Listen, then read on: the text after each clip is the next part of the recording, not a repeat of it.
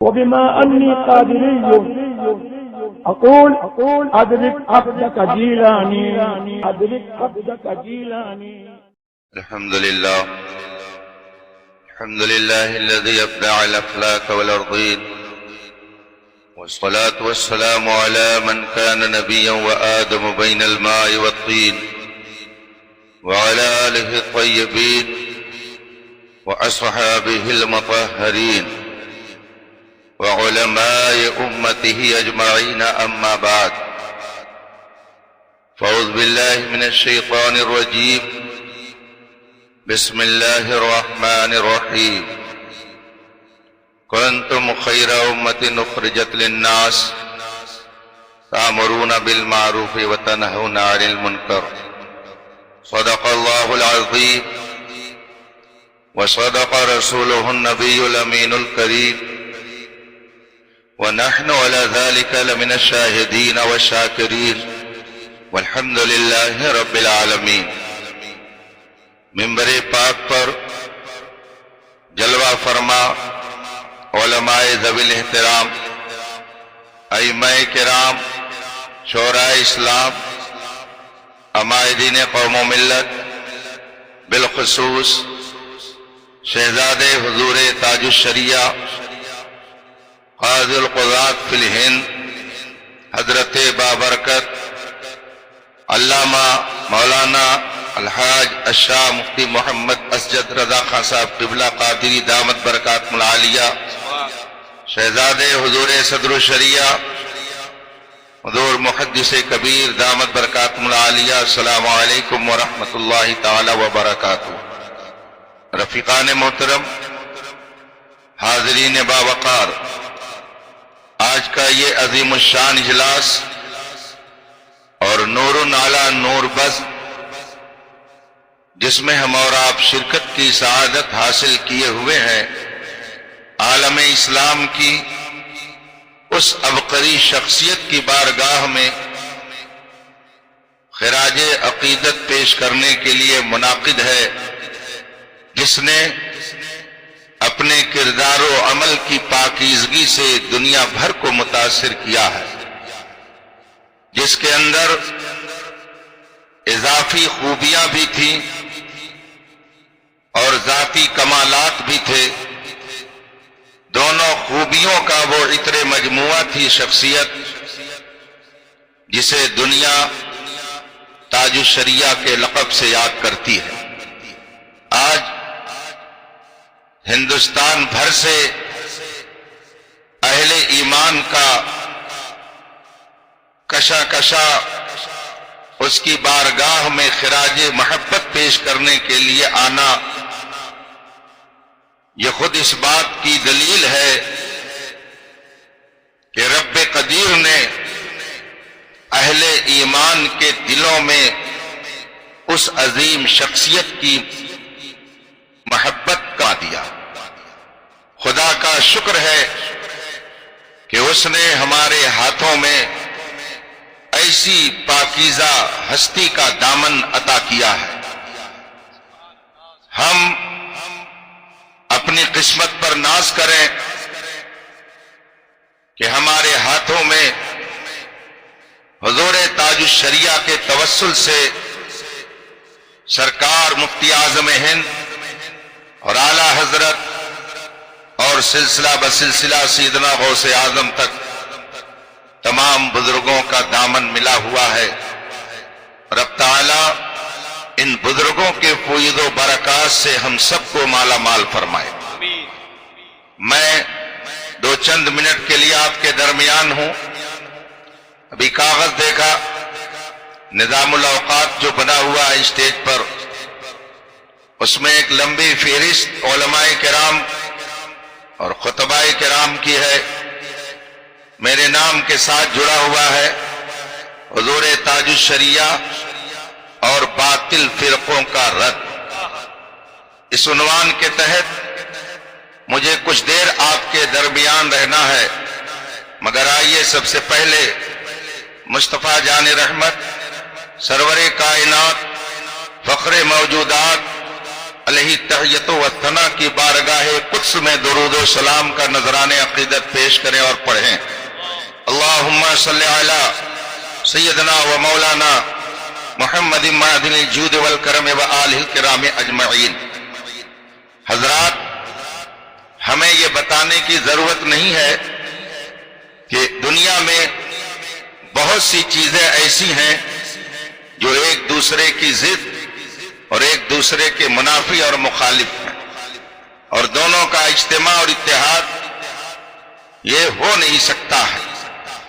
مثلا حرارت و برودت، ٹھنڈی اور گرمی، یہ دو الگ الگ چیزیں ہیں، دونوں کا اجتماع نہیں ہو سکتا ہے۔ دن اور رات، یہ دو الگ الگ چیزیں ہیں، دونوں کا اجتماع نہیں ہو سکتا۔ طہارت اور نجاست دو الگ الگ چیزیں ہیں، دونوں میں اتحاد نہیں ہو سکتا ہے۔ اسی طور پر ایمان اور کفر، حق اور باطل دو الگ الگ چیزیں ہیں، دونوں میں اتحاد نہیں ہو سکتا۔ یہ میں نہیں کہتا، یہ قرآن کہتا ہے، حدیث رسول فرماتی ہے۔ 1400 سال نہیں بلکہ جب سے یہ دنیا بنی اور دنیا میں جب سے مخلوقات کی آمد کا سلسلہ شروع ہوا، حق اور باطل ایک دوسرے سے ٹکراتے رہے اور آج تک یہ سلسلہ چل رہا ہے۔ غالباً اسی تاریخ کی طرف اشارہ کرتے ہوئے شاعر نے کہا تھا، ستیزہ کار رہا ہے ازل سے تا امروز، چراغ مصطفی سے شرار بولہبی۔ یہ تاریخ رہی ہے کہ حق اور باطل ایک دوسرے کے مقابل رہے، دونوں میں کبھی اتحاد نہیں ہو سکا۔ دنیا میں انسان جب آنکھ کھولتا ہے اور شعور کی منزل پر جب وہ پہنچتا ہے، خدا کی طرف سے اس کے اوپر کچھ احکام نافذ کر دیے جاتے ہیں۔ سب سے پہلا حکم خدا کی طرف سے ایک انسان کے اوپر جو نافذ ہوتا ہے کہ انسان اپنے خالق اور مالک کو پہچانے، اپنے خالق اور مالک کو تسلیم کرے۔ مگر اس دنیا میں بے شمار ایسے لوگ ہیں جو خدا کے وجود کا انکار کرتے ہیں۔ ایک فرقہ وہ ہے خدا کے وجود کو تسلیم ہی نہیں کرتا۔ قرآن کریم نے ایسے لوگوں کی تردید فرمائی اور 30 پارے میں متعدد جگہوں پر آپ پڑھیں گے کہ اللہ تبارک و تعالی نے منکرین خدا اور ایسے دہریہ لوگوں کی سرکوبی فرمائی اور ان کی تردید کی، اور بے شمار دلائل کے ذریعہ یہ ثابت کیا گیا کہ خدا ہے، وہ ایک ذات ہے جس نے اس کائنات کو بنایا ہے۔ آپ نے بہت سارے واقعات اس طرح کے سنے ہوں گے کہ منکرین خدا نے اہل اسلام کو چیلنج کیا، علماء نے ان کا جواب دیا، ان کی سرکوبی فرمائی۔ تاریخ کے اوراق آپ پڑھ لیجئے، آپ کو اس حقیقت سے آگاہی ہو جائے گی۔ ایک فرقہ پیدا ہوا خدا کے وجود کے انکار کرنے والوں کا، قرآن نے ان کا رد کیا، قرآن نے ان کی تردید فرمائی اور ان کے ذہن کو کھولنے کے لیے مثالوں کو پیش کیا۔ جگہ جگہ قرآن کریم میں آپ کو ایسی آیات ملیں گی جن کے ذریعہ خدا کے وجود کو ثابت کیا گیا ہے۔ زمین اور آسمان، کائنات کا ذرہ ذرہ یہ خدا کے وجود کی گواہی اور شہادت دے رہا ہے۔ اس کو دیکھیں، قرآن کریم 29ویں پارے میں ایک جگہ فرماتا ہے، زمین اور آسمان کو دیکھ لو، فرجع البصر ہل تری من فطور، پھر سے نظر اٹھا کر کے دیکھ، آسمان میں غور کر، خدا کے وجود کا تمہیں پتہ چل جائے گا۔ مگر نہ جانے کتنی صدیوں سے آج تک ایک فرقہ ایسا پایا جاتا ہے جو خدا کے وجود کا انکار کرتا ہے۔ قرآن کریم نے اس فرقے کا رد فرمایا، ایسے فرقے کی تردید فرمائی۔ ایک طبقہ ایسا پایا جاتا ہے جو خدا کے وجود کو تسلیم کرتا ہے، مگر اسی کے ساتھ ساتھ وہ دوسروں کو بھی خدا مانتا ہے۔ قرآن کریم نے ایسے فرقوں کی بھی تردید فرمائی۔ ایک مقام پہ قرآن کریم میں فرمایا گیا، وَلَئِن سَأَلْتَهُم مَّنْ خَلَقَ السَّمَاوَاتِ وَالْأَرْضَ لَيَقُولُنَّ اللَّهُ، اگر ان سے پوچھو کہ زمین اور آسمانوں کو کس نے بنایا تو یہ ضرور کہیں گے کہ خدا نے بنایا۔ تو خدا کے وجود کو وہ تسلیم کرتے ہیں، مگر اس کے باوجود دوسروں کو بھی شریک ٹھہراتے ہیں۔ ایسے لوگوں کی بھی قرآن کریم نے تردید فرمائی. رسول پاک صلی اللہ علیہ وسلم نے انہی مشرکین کو سمجھایا اور ان کے ذہن و دماغ میں توحید کا سبق بٹھانے کے لیے آپ نے اپنی پوری ظاہری زندگی کو صرف فرمایا، باطل فرقوں کا رد فرمایا. پھر ایک طبقہ ایسا پیدا ہوا جس نے چند انبیاء کی نبوتوں کو تسلیم کیا، بقیہ کا انکار کیا. اگر اس کی تفصیل میں آپ جائیں گے تو 1-2 گھنٹہ نہیں، صبح تک کا وقت بھی ناکافی ہو جائے گا. ایک طبقہ اس وقت پایا جاتا ہے جو صرف حضرت عیسیٰ علیہ الصلوۃ والتسلیم کو نبی تسلیم کرتا ہے، مگر ساتھ ہی ساتھ ان کو خدا بھی کہتا ہے، خدا کا بیٹا بھی کہتا ہے. ایک طبقہ ایسا ہے جسے ہم یہودی کہتے ہیں، یہ حضرت موسیٰ علیہ الصلوۃ والتسلیم کی نبوت کو تسلیم کرتا ہے، ہمارے آقا و مولا صلی اللہ علیہ وسلم کی نبوت کا انکار کرتا. ایسے فرقوں کی بھی تردید قرآن کریم نے فرمائی. میں اس لیے ان کا اجمالاً ذکر کر رہا ہوں کہ اگر آج باطل فرقوں کی کوئی تردید کرتا ہے تو بہت سارے well up to date liberal قسم کے مسلمان جو اپنے آپ کو جمہوری مسلمان کہتے ہیں، وہ کہتے ہیں کہ یہ فتنہ پھیلاتے ہیں. اگر باطل فرقوں کی تردید کوئی عالم ربانی کرتا ہے تو لوگ کہتے ہیں یہ فتنہ پھیلاتے ہیں. تو میں انہیں یہ بتانا چاہتا ہوں، باطل کی تردید، غلط باتوں کا رد کرنا یہ فتنہ نہیں ہے، یہ سنت خداوندی ہے، یہ قرآن کریم کا طریقہ ہے. اگر حق اور باطل کے درمیان امتیاز نہ پیدا کیا گیا ہوتا تو آج کلمہ پڑھنے والے دنیا کے اندر نہیں پائے جاتے، ہر طرف کفر و شرک کا اندھیرا ہوتا. یہ تو اسلام کی سچائی ہے کہ اس نے طوفان کی سطح پر چراغ جلا کر توحید کا نعرہ بلند کیا، جس کی بنیاد پر آج پوری دنیا کے اندر ہر منبر و محراب سے اللہ اکبر کی صدا سنائی دے رہی ہے. اس لیے اگر کوئی یہ کہتا ہے باطل فرقوں کا رد نہ کیا جائے، اب تردید کا زمانہ نہیں ہے، تو میں سمجھتا ہوں کہ اس کے اندر کہیں نہ کہیں سے گمراہی ضرور سرایت کر گئی ہے. باطل فرقے کا رد کرنا قرآن سے سیکھیے. قرآن کریم فرماتا ہے ادعو الی سبیل ربک بالحکمہ والموعظۃ الحسنہ وجادلہم باللتی ہی احسن. انہیں بلاؤ، انہیں دعوت دو حکمت سے، پختہ دلیلوں سے، مگر ساتھ ہی ساتھ فرمایا گیا وجادلہم، ان سے مجادلہ بھی کرو. اگر ضرورت پڑ جائے تو ان سے مجادلہ کر کے اپنی بات کو، اپنی سچائی کو ان کے سامنے سلیقے سے رکھو. یہ قرآن ہمیں کہتا ہے، بتاتا ہے. بلکہ قرآن کریم کی متعدد آیتوں میں فرمایا گیا. ایک آیت جس کی میں نے تلاوت کی، رب قدیر ارشاد فرماتا ہے کنتم خیر امہ، تم سب سے بہترین امت ہو ان تمام امتوں میں جو اس دنیا میں بھیجی گئی. آگے بہتر ہونے کی وجہ بتائی جا رہی ہے، تأمرون بالمعروف وتنہون عن المنکر. تم بہترین امت ہو اس لیے کہ لوگوں کو نیکیوں کا تم حکم دیتے ہو اور برائیوں سے روکتے ہو. اس کا مطلب یہ ہوا اچھائیوں کی دعوت دینا، اچھائیوں کی تبلیغ کرنا. یہ قرآن نے ہمیں بتایا ہے. اور باطل کا رد کرنا، منکرات کی تردید کرنا، برائیوں سے روکنے کا بھی اللہ تبارک و تعالی نے ہمیں ہنر سکھایا ہے اور حکم دیا ہے کہ اگر تمہارے درمیان باطل پھیلنے لگے تو تمہیں کیا کرنا چاہیے. قرآن کریم کے علاوہ میں ایک حدیث پیش کرتا ہوں. علماء ربانیین کا جمگٹھا ہے. حضور تاج الشریعہ کا فیضان لینے کے لیے آپ لوگ آئے ہوئے ہیں اور اس میں آنے کا مقصد حضور تاج الشریعہ کا یہ پیغام یہاں سے لے کر کے جائیے کہ زندگی یہ نہیں ہے کسی کے لیے، زندگی ہے نبی کی، نبی کے لیے. نہ سمجھ مرتا ہے زندگی کے لیے، جینا مرنا ہے سب کچھ نبی کے لیے. رسول کریم صلی اللہ علیہ وسلم نے ارشاد فرمایا من رأى منکم منکرا فلیغیرہ بیدیہ فإن لم یستطع فبلسانہ فإن لم یستطع فبقلبہ وذلک اضعف الایمان. رسول پاک فرماتے ہیں اگر تم میں سے کوئی برائی دیکھے فلیغیرہ بیدیہ تو اپنے ہاتھ سے اس کو روکے، اور اگر ہاتھ سے نہ روک سکے، عرفان صاحب ہاتھ سے روکنے کی آپ کوشش مت کیجیے گا، گڑبڑ ہو جائے گا.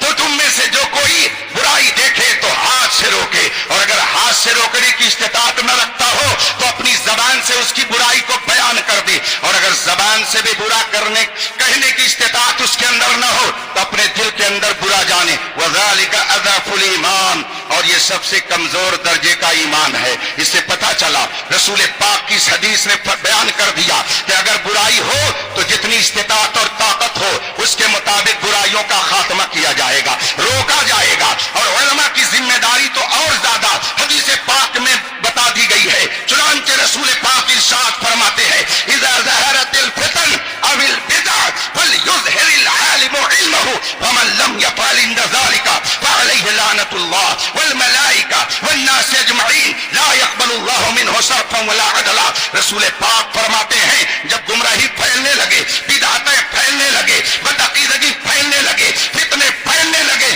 تو عالم کے اوپر لازم ہو جاتا ہے کہ وہ اپنے علم کا اظہار کرے، علم کے ذریعہ اس بدعت کا خاتمہ کرے، اپنے علم کے ذریعہ فتنے کی سرکوبی کرے، اپنے علم کے ذریعہ لوگوں کے ایمان کی حفاظت کرے۔ فمن لم یفعل عند ذلک، اور فتنے پھیل رہے ہوں، خانقاہ میں بیٹھے ہوئے ہوں، بدعتیں پھیل نہیں ہوں، درسگاہ میں بیٹھے ہوئے ہیں، اب کام تردید کا نہیں ہے، اب کام لوگوں کے درمیان جا کر کے حق اور باطل کو ممتاز کرنے کا نہیں ہے۔ درسگاہ میں بیٹھ کر کے پڑھاؤ، یہ بھی بہت بڑا کام ہے، مرید کر لو، یہ بھی بہت بڑا کام ہے۔ کیا ضرورت ہے ہمیں جا کر کے اوکھلی میں سر ڈالنے کی؟ کیا ضرورت ہے کسی کے سامنے جا کر کے برا بننے کی؟ اسی مزاج نے آج دنیا بھر میں صلح کلیت کو جنم دے دیا ہے۔ لوگ یہ سمجھتے ہیں اگر ہم فلاں کے خلاف کہیں گے فلاں ہمارا مخالف ہو جائے گا، ہمیں گالیاں دے گا، ہمیں نہ جانے کیا کیا کہے گا، لیکن یہ در امتیاز ہے خاندان امام احمد رضا کا کہ 200 سال سے دوسرے باطل فرقوں کی گالیاں تو سن لیا، مگر رسول پاک کی عظمت پر آج آئے یہ کبھی اس خانوادے کو گوارا نہیں۔ اعلیٰ حضرت کے والد ماجد علامہ خاتم المحققین نقی علی خان رحمت اللہ تعالی علیہ، ان کے والد ماجد امام العلماء علامہ رضا علی خان رحمت اللہ تعالی علیہ، جنہوں نے بریلی شریف میں بساط افتاء بچھائی، درسگاہ افتاء لگائی، اور فتویٰ نویسی کا آغاز خاندان امام احمد رضا سے شروع ہوا۔ آج سے تقریباً 200 سال پہلے کی بات ہے جب امام العلماء علامہ رضا علی خان علیہ رحمت و رضوان نے اس کام کی طرف توجہ فرمائی، پھر آپ کے شہزادے علامہ نقی علی خان علیہ رحمت و رضوان نے ایسا زبردست کام انجام دیا۔ میں اس کی تفصیل میں نہیں جانا چاہتا، صرف 2 کتابوں کا نام لے رہا ہوں۔ اس زمانے میں بھی قیام اور میلاد کے منکر پائے جا رہے تھے، اور وہ انکار کر رہے تھے کہ میلاد نہیں کرنی چاہیے، میلاد کرنا بدعت ہے، قیام نہیں کرنا چاہیے، قیام کرنا بدعت ہے۔ اعلیٰ حضرت کے والد ماجد علامہ نقی علی خان علیہ رحمت و رضوان نے ایسے باطل فرقے کی تردید میں ایک کتاب لکھی جس کا نام ہے اضاقۃ الآثام لمانع المولد والقیام۔ یہ کتاب تقریباً 200 سال پہلے لکھی گئی، مگر آج تک پوری دیوبندیت اس کا جواب دینے سے عاجز ہے۔ آپ نے دوسری کتاب لکھی قمع المبانی، بڑی مشہور کتاب ہے، اس میں آپ نے اصول بیان کیے۔ اس کتاب کو پڑھنے کے بعد اصول الرشاد لقمع مبانی الفساد، آج کل بہت سارے لوگ کہتے ہیں کہ مولانا احمد رضا ایک مولوی تھے، میں اعلیٰ حضرت کی بات کیا کروں۔ اعلیٰ حضرت کے والد ماجد علامہ نقی علی خان رحمت اللہ علیہ نے یہ جو کتاب لکھی ہے، اگر اسی کتاب کو لوگ سمجھ لیں تو مان لیا جائے گا کہ واقعی وہ علم والے ہیں۔ ایسی زبردست کتاب باطل کی تردید میں انہوں نے لکھی۔ جب اعلیٰ حضرت کا دور آیا تو آپ کو تو رب قدیر نے وہ کمالات، وہ خوبیاں عطا فرمائی کہ دنیا کہہ رہی ہے وادی رضا کی کوئی ہے، ہمالیہ رضا کا ہے، یہ سمت دیکھیے وہ علاقہ رضا کا ہے۔ اوروں نے تو لکھا ہے بہت علم دین پر، جو کچھ ہے اس صدی میں وہ تنہا رضا کا ہے۔ 1000 کتاب لکھ کر آپ نے اہل ایمان کے عقیدے کی جو حفاظت فرمائی تو دنیا پکار اٹھی، ڈال دی قلب میں عظمت مصطفیٰ سیدی اعلیٰ حضرت پہ لاکھوں سلام۔ اعلیٰ حضرت قدس سرہ نے باطل فرقوں کی تردید میں جو عظیم الشان کتابیں تحریر فرمائی، آج امت مسلمہ کے لیے وہ عظیم الشان ذخیرہ ہے۔ ایک موقع پر ایک عالم دین نے آپ سے پوچھا تھا کہ آپ کس کام میں مصروف رہتے ہیں، تو آپ نے فرمایا فقیر کے ہاں 3 کام ہوتا ہے، اس کے ذمہ 3 کام ہے۔ ایک کام ہے فتویٰ نویسی، دوسرا کام ہے تصنیف و تعلیم، اور تیسرا کام ہے باطل وہابیت کا رد کرنا۔ یہ اعلیٰ حضرت نے فرمایا یہ 3 کام یہاں سے کیے جاتے ہیں۔ خدا کا شکر ہے اعلیٰ حضرت کو یہ کام خود اپنی طبیعت کی وجہ سے کرنے کے لیے کسی نے نہیں ابھارا تھا۔ فرماتے ہیں یہ کام بارگاہ مصطفیٰ سے ہمیں دیا گیا ہے۔ گویا باطل فرقے کا رد کرنا امام احمد رضا کے خاندان میں یہ رسول پاک کے حکم سے آیا ہے، اور اللہ کا کرم ہے کہ اعلیٰ حضرت کے بعد حجت الاسلام، مفتی اعظم، مفسر اعظم، اور پھر میرے مرشد گرامی آقائے نعمت وارث علوم اعلیٰ حضرت حضور تاج الشریعہ علامہ اختر رضا اظہری علیہ رحمت و رضوان نے اس کام کو اس خوبی سے انجام دیا کہ دنیا پکار اٹھی، ان کا سایہ ایک تجلی، ان کا نقش پا چڑھا، یہ جدھر گزرے ادھر ہی روشنی ہوتی گئی۔ سبحان اللہ۔ بستی بستی کریا کریا، علم کا ساگر فیض کا دریا، ہم سب کی بخشش کا ذریعہ، عظمت حضور تاج الشریعہ۔ ہر دور میں تردید کے لیے الگ الگ میدان، ظاہر سی بات ہے اس وقت فرقہ معتزلہ جب بظاہر ہے نہیں تو اس کے رد پر زور صرف کرنے کا کیا معنی؟ جو فرقہ جس دور میں موجود ہوتا ہے عالم ربانی اس کا زیادہ رد کرتا ہے۔ حضور تاج الشریعہ کا یہ دور ہے، اس دور میں کیسے کیسے فتنے پیدا ہوئے آپ اس کو اچھی طرح سے جانتے ہیں، مگر حضور تاج الشریعہ علیہ رحمت و رضوان نے اس فقیر سے متعدد بار فرمایا 2 فتنے اس وقت بہت ہی اہم ہیں، ایک فتنہ رافضیت اور ایک فتنہ صلح کلیت۔ ان دونوں فتنوں کے بارے میں حضور تاج الشریعہ نے اپنی تشویش کا اظہار کیا۔